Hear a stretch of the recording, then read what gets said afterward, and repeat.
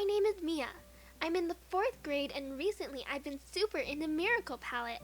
It's this super cool cartoon about a bunch of girls who turn into magical superheroes and use art to fight bad guys. My favorite is the leader Sakura, aka Pooty Pooty Pastel. She fights bad guys such as the dreamy Monomillion.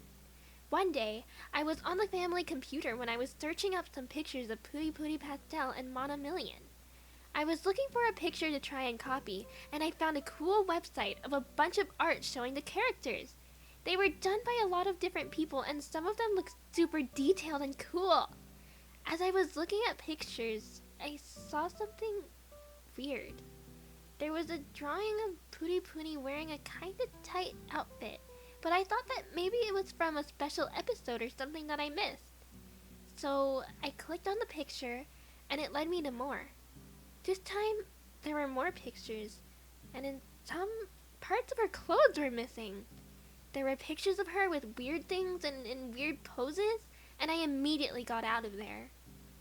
I was tempted to ask my mom or older sister about the pictures, but I was also scared, so I kept it to myself. Whenever I saw Pooty Pooty after that, it made me sorta uncomfortable.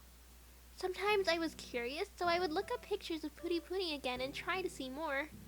But it always freaked me out, so I would get off. Sometimes I saw stuff of the other girls or Monomillion, but it was mostly Pooty Pooty.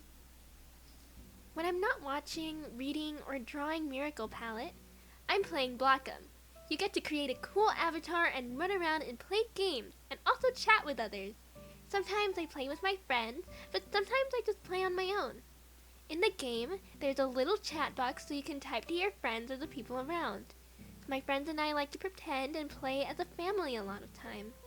When they aren't online, sometimes I talk to the other people, but most of the time I play on my own.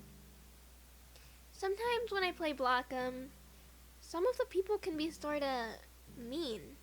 They would call me bad at the game if I messed up or didn't have as much money as them.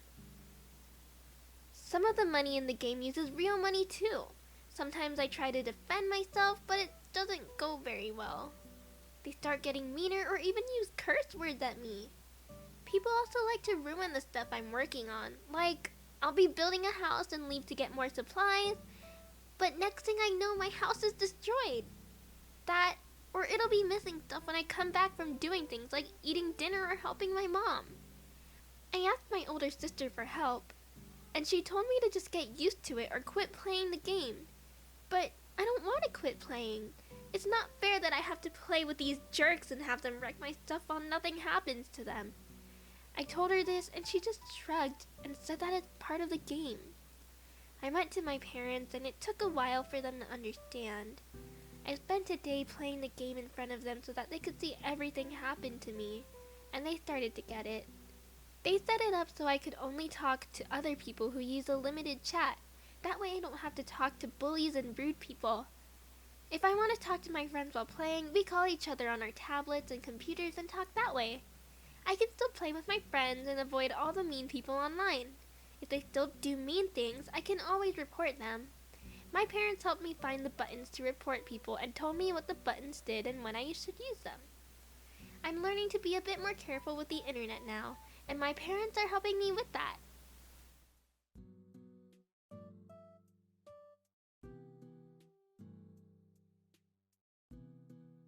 The internet is a wonderful resource that people use almost every single day.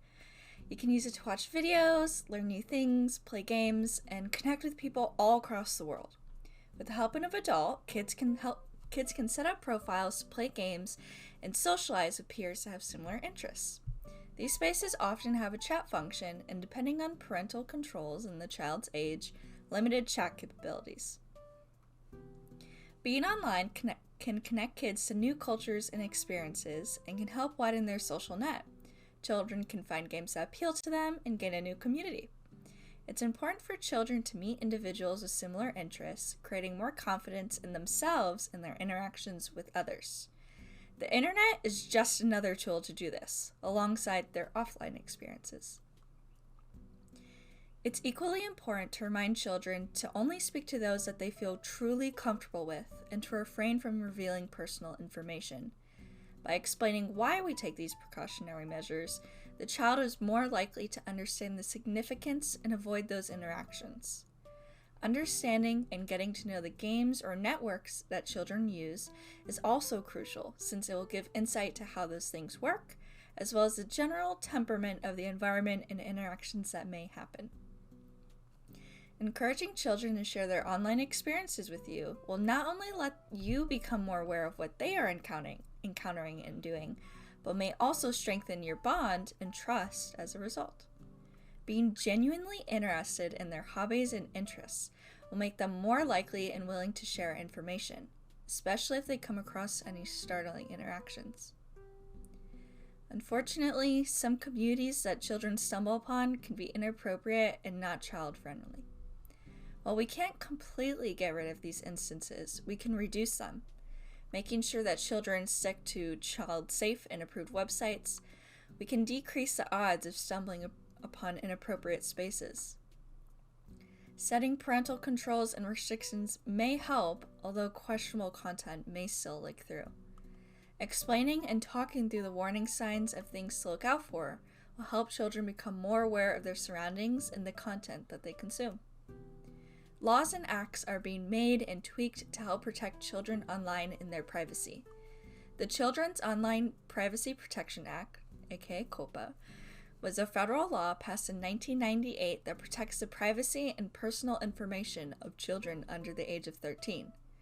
After being fined by the Federal Trade Commission for multiple violations, including tracking viewing history for targeted ads, YouTube announced in 2020 that they would require content creators to mark their content as child-friendly if it met certain requirements. While this has helped filter children's content and better protect children online to a degree, it has also raised issues for content creators who may be wrongfully marked as creating children's content, as well as blurring the lines on what is considered for children. Another act, the Children's Internet Protection Act, was enacted by Congress in 2000 to impose restrictions on what children can access via the internet at schools and libraries. These restrictions are the ones that limit what sites children can visit on school computers and using school internet in an attempt to block or filter access to pictures that could be obscene or harmful to minors or even pornography.